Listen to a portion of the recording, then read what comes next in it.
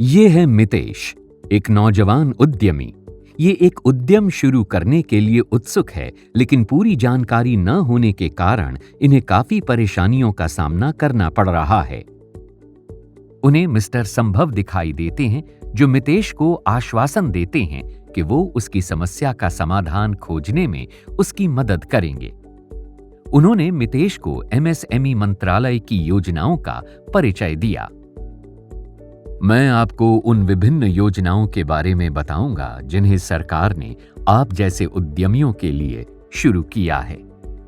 पहली योजना है प्रधानमंत्री रोजगार सृजन कार्यक्रम, जो उन इच्छुक उद्यमियों को वित्तीय सहायता प्रदान करती हैं जो एक मैन्युफैक्चरिंग या सर्विस सेक्टर में कंपनी स्थापित करना चाहते हैं। मैन्युफैक्चरिंग क्षेत्र के लिए परियोजना लागत 25 लाख तक और सेवा क्षेत्र के लिए 10 लाख तक हो सकती है।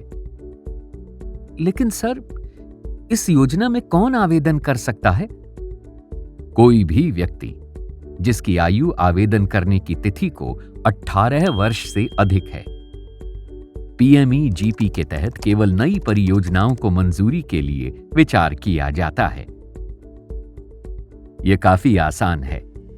ऑनलाइन आवेदन कभी भी कर सकते हैं और जिसे राज्य केवीआईसी कार्यालय में जमा करा सकते हैं।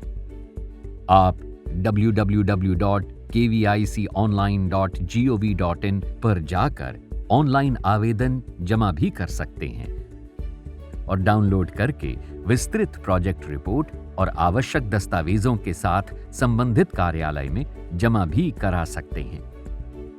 ये तो वाकई सरल प्रक्रिया है। अब मैं उद्योग लगाने के अपने सपने को साकार होते देख सकता हूं। बिल्कुल मितेश, इसके साथ ही खादी और कॉयर के क्षेत्र में भी उद्यमियों के लिए अनेकों योजनाएं हैं। इनका उद्देश्य खादी, ग्राम और कॉयर उद्योग को प्रोत्साहन देना है, जिसके लिए तकनीकी और मार्केटिंग सपोर्ट के साथ साथ पारंपरिक उद्योगों को पुनर्जीवित करने की सोच है। इनके लिए किस प्रकार की सहायता उपलब्ध है और कौन लोग इसका लाभ उठा सकते हैं? उन्हें केवल खादी और कॉयर की वेबसाइट पर जाकर आवेदन करना है। खादी और कॉयर व्यवसाय में लगे लोगों के लिए बहुत कुछ है, लेकिन सच्चे व्यवसायियों के रूप में हमें प्रौद्योगिकी का लाभ उठाकर अपनी श्रेणी में सर्वश्रेष्ठ उत्पादन करना चाहिए। क्या हमें इस मोर्चे पर सरकार से कुछ सहयोग मिल सकता है? निश्चित रूप से, और इसके लिए एमएसएमई मंत्रालय प्रौद्योगिकी उन्नयन और गुणवत्ता प्रमाणन में भी सहायता प्रदान करता है। वो कैसे सर? देखो, मूल रूप से इस योजना के माध्यम से एमएसएमईज को उत्पादकता बढ़ाने के लिए उन्नत प्रौद्योगिकी का इस्तेमाल करने के लिए वित्तीय सहायता मिलती है। तो फिर इसका लाभ लेने के लिए क्या योग्यता होनी चाहिए? एमएसएमई को चाहिए कि अपनी उद्यम पंजीकरण संख्या के साथ स्थानीय निदेशक एमएसएमई डीआई के पास अपना विधिवत भरा हुआ आवेदन जमा करें। वेबसाइट www.dcmsme.gov.in पर एड्रेस का विवरण उपलब्ध है। हम सभी गुणवत्ता वाले उत्पादों का उत्पादन करना चाहते हैं, लेकिन उसकी मार्केटिंग करना भी महत्वपूर्ण है। क्या कोई ऐसी योजना है जो इसमें हमारी मदद करेगी? हाँ, है ना, एमएसएमई मार्केटिंग डेवलपमेंट असिस्टेंस। ये योजना 2 तरह से असिस्ट करती है: अंतर्राष्ट्रीय प्रदर्शनी में भाग लेने के लिए और बारकोडिंग में ग्लोबल स्टैंडर्ड के लिए आर्थिक मदद देकर।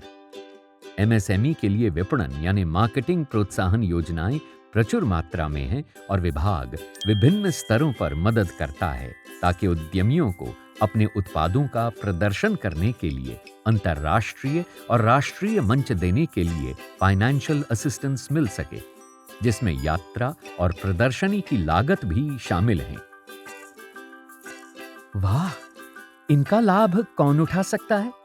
सभी एमएसएमई द्वारा प्रमोशन में जो पैसा खर्च होता है उसकी प्रतिपूर्ति विभाग द्वारा की जाती है।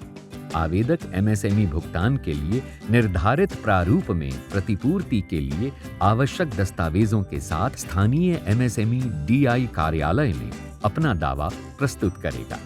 इसे नियत समय के अंदर डिसबर्स कर दिया जाता है। हमारे जैसे एमएसएमई उद्यमियों की मदद के लिए मंत्रालय द्वारा अन्य योजना क्या है? हमारे प्रधानमंत्री ने हमेशा एमएसएमई क्षेत्र में कौशल विकास के महत्व की वकालत की है। इस विजन को पूरा करने के लिए विभाग अपने कार्यक्रम के माध्यम से उद्यमिता और कौशल विकास के लिए सहायता प्रदान करता है। मंत्रालय के पास हमारे लिए और क्या है? एमएसएमई इकाई का सुदृढ़ इंफ्रास्ट्रक्चर उनके विकास के लिए महत्वपूर्ण है। मंत्रालय उत्पादकता बढ़ाने के लिए एमएसई की क्षमता निर्माण के लिए क्लस्टर विकसित कर रहा है। ये योजना क्लस्टर इकाइयों को कॉमन फैसिलिटी सेंटर, इंफ्रास्ट्रक्चर, कौशल प्रशिक्षण, गुणवत्ता विकास आदि के लिए वित्तीय सहायता प्रदान करती है। इस योजना में कौन आवेदन कर सकता है? उद्योग संघ और क्लस्टर इसके लिए आवेदन कर सकते हैं। बाद में क्लस्टर में मौजूद सभी इकाइयों को इन सुविधाओं के लाभ मिलते हैं। ऑनलाइन आवेदन www.dcmsme.nic.in पर भरे जा सकते हैं। आवेदनों की हार्ड कॉपी राज्य सरकारों या उनके स्वायत्त निकायों या एमएसएमई मंत्रालय के फील्ड संस्थानों के माध्यम से भेजी जानी चाहिए।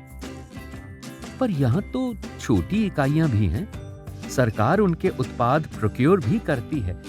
कुछ इसके बारे में भी बताइए। आप सही कह रहे हैं। सरकार विभिन्न प्रकार के सामानों की सबसे बड़ी खरीदार है। एमएसई से खरीद का हिस्सा बढ़ाने की दृष्टि से सरकारी स्टोर खरीद कार्यक्रम शुरू किया गया है। एनएसआईसी एकल बिंदु पंजीकरण योजना SPRS के तहत एमएसई पंजीकृत किया जाता है और ऐसे पंजीकृत एमएसई सरकारी खरीद का लाभ पाते हैं।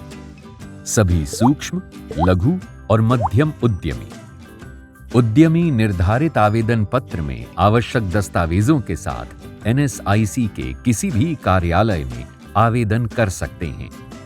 वेबसाइट पर एनएसआईसी के कार्यालयों का विवरण उपलब्ध है। क्या इंपोर्ट एक्सपोर्ट करने वाली इकाइयों के लिए कोई विशेष दस्तावेजी कार्यवाही है? हाँ, आयात निर्यात करने वाली इकाई को विदेश व्यापार महानिदेशालय में पंजीकरण करा के 10 डिजिट वाला IEC कोड प्राप्त करना होगा। एक और व्यवस्था भी है जो हैंड होल्डिंग की मदद से छोटी इकाइयों को बड़ा बनाने में मदद करती है। इसका नाम है चैंपियंस। ये सिंगल विंडो सिस्टम छोटी इकाइयों और आर्थिक रूप से कच्चे माल, लेबर, सरकारी स्वीकृतियां सभी मामलों में एमएसएमई इकाइयों की सहायता करता है। एक और रजिस्ट्रेशन बहुत आवश्यक है, वो है उद्यम। यदि कोई एमएसएमई इकाई उद्यम के अंतर्गत रजिस्टर्ड नहीं है तो उसे इसमें पंजीकरण करा लेना चाहिए। ये एक निशुल्क पंजीकरण है। चैंपियंस कंट्रोल रूम और डिस्ट्रिक्ट इंडस्ट्रीज सेंटर इसमें आपकी सहायता करते हैं। तो आओ आप भी अपना उद्यम लगाएं और सफल उद्यमी बनें।